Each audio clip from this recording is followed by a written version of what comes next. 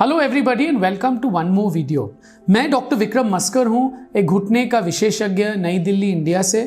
And in this video I am going to talk to you about physiotherapy का क्या role है knee replacement surgery में, और what is the role of physiotherapy in knee replacement surgery. So I always tell my patients the success to your operation depends on three things. Number one, your mental preparation, your motivation. How motivated are you to get the operation done? Feel like you're stuck in a tunnel looking for light. Number two, आपकी physical preparation. Exercise before and after the operation. Because as I said earlier, it's only the wheels that are changed. The engine is the same old engine. And muscles are the engine of the body. So exercising muscles are extremely important. Third, the surgery itself, which is dependent on your surgeon that everything goes well. The three factors, एक त्रिकोण की तरह है.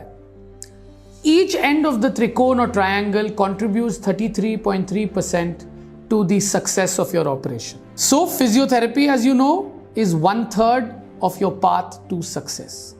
Remember, once you have a knee replacement surgery, your bent knees या जो तिरछापंती था आपके घुटने में वो अब चला गया है, वो सीधा हो गया है आपका घुटना।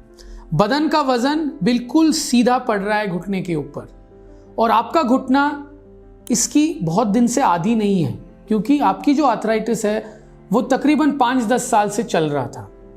तो जब ये पूरा एडजस्टमेंट हो जाता है, मांसपेशियों को और दूसरे जोड़ों को भी इस नए घुटने से एडजस्ट होना पड़ता है। आपका नया घुटना आपका दर्द खत्म कर देता है, तो आपकी बॉडी की भी ये चाह होती है कि वो और काम करे, और चले, और एक्टिविटी करे, और उसके साथ कोप करना बहुत इंपॉर्टेंट है दूसरे जोड़ों को और आपके मांसपेशियों को। तो जब भगवान आपको एक अंग देता है, जैसे घुटने दिए हैं, उसके साथ साथ आपको मांसपेशियां दिए हैं जो घुटने के सहायक होते हैं, वो घुटने को चलाता है। जैसे गाड़ी में पहिए हैं और एक इंजन है, तो मांसपेशियां जो है वो इंजन होती है घुटने में। और सबसे महत्वपूर्ण मांसपेशियां हैं आपकी जांघों की मांसपेशियां। उनको मजबूत करना, उनकी एक्सरसाइज करना ऑपरेशन से पहले और ऑपरेशन के बाद अनिवार्य है।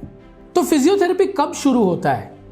मैं तो अपने पेशेंट्स को बोलता हूं, ऑपरेशन से 1-2 हफ्ते पहले ही, अगर आपने वो 1 मंथ वाला रूल फॉलो किया है कि 1 मंथ पहले ही आप मोटिवेटेड हो, तो अपनी फिजियोथेरेपी जो है वो शुरू कर लो। मांसपेशियों को मजबूत करो ताकि वो नए घुटने के साथ कोप कर पाए। वॉकर से चलने की आदत जो है वो डाल दो, क्योंकि ऑपरेशन के बाद 2-3 हफ्तों के लिए वॉकर इस्तेमाल करना पड़ सकता है और करना पड़ेगा आपको। तो वॉकर से कैसे चलते हैं, ये सब चीजें जो है अपने फिजियोथेरेपिस्ट से सीख लो। Physiotherapy starts before the operation. Operation के बाद जिस दिन आपका ऑपरेशन हो, यूजुअली हम आपको रेस्ट देते हैं। अगले दिन से ही आपकी फिजियोथेरेपी शुरू कर देते हैं। और क्या फिजियोथेरेपी? वही एक्सरसाइजेस, मांसपेशियों को मजबूत करना, घुटने को मोड़ना और वॉकर के सहारे खड़ा होना और चलना। आप अपने ऑपरेशन के बाद कब अपने घुटनों को मोड़ सकते हो? यूजुअली कोई भी परहेज नहीं है ऑपरेशन के बाद घुटने को मोड़ने के लिए।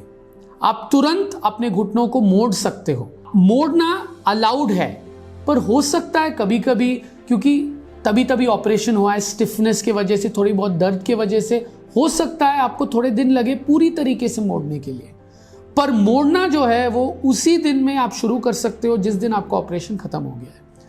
यूजुअली कोई दर्द नहीं होती, क्योंकि अगर एपिड्यूरल या कोई भी एनेस्थीसिया मोडालिटी दी गई है जिससे नसों को ब्लॉक किया जाता है ताकि आपको दर्द ना हो, तो आप तुरंत मोड़ सकते हो। यूजुअली पहले दिन ही तकरीबन 30-40 डिग्री आप अपने घुटने को मोड़ सकते हो। बेड के साइड में आप बैठ सकते हो, और जब आप बेड के साइड में बैठते हो तो ऑटोमेटिकली घुटना जो है 60-70 डिग्री तक मुड़ जाता है। जब तक आप हॉस्पिटल से घर जाते हो तो यूजुअली आपको एटलीस्ट 70 to 80 डिग्रीज बेंडिंग होनी चाहिए। पर बेंडिंग के साथ साथ घुटने को सीधा करना भी इंपॉर्टेंट है।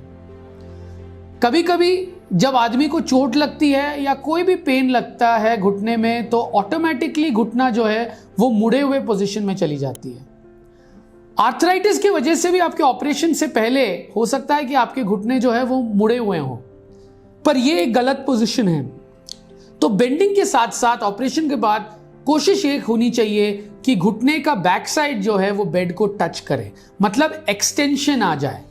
तो जितना अनिवार्य बेंडिंग है उतना ही अनिवार्य स्ट्रेटनिंग भी है, तो दोनों पे फोकस होनी ही चाहिए। तो क्या हो सकता है अगर आप फिजियोथेरेपी ना करो? What happens if you don't do physiotherapy after knee replacement surgery? So as I said, physiotherapy is one end of the triangle, 33.3% of your success.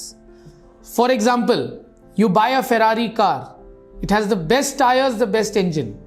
If you leave it parked in front of your house for 1 or 2 years, what will happen to the Ferrari car? It will not start, क्योंकि जंग लग जाती है, fuel injection pump खत्म हो जाता है गाड़ी का, और अच्छे टायर के साथ साथ अगर ठीक इंजन ना हो, क्योंकि वो इंजन इस्तेमाल ही नहीं हुआ है, तो वो गाड़ी चलेगी नहीं। Same thing with physiotherapy. अगर आप फिजियोथेरेपी ठीक तरह से नहीं करोगे या आप एक्सरसाइज नहीं करोगे तो घुटना ठीक तरह से मुड़ेगा नहीं, सीधा नहीं होगा, वही प्रॉब्लम हो जाएगी जैसे आपके ऑपरेशन से पहले था। तो एक्सरसाइज करना बहुत इंपॉर्टेंट है। याद रखना, आप खुद एक्सरसाइज करना। फिजियोथेरेपिस्ट जो है वो आपके सहायक है, आपके ट्यूशन टीचर है। वो आपको एक्सरसाइज कराते हैं आधा घंटा पौना घंटा के लिए, आपको करेक्शन देते हैं कहां पे आप गलत हो रहे हो अपने एक्सरसाइज से, पर अल्टीमेटली उनके जाने के बाद भी आपको खुद एक्सरसाइज करना ही चाहिए। तो self motivation is the best motivation. Exercise on your own. Physiotherapists are there to help you, they are like your tuition teachers, but ultimately you have to exercise. So learn the exercises before your operation and do them after your operation, and this makes life easy. Thank you for watching my video. I hope you enjoyed it, and if you enjoy the videos that you're watching, please like and subscribe to my channel. Thank you.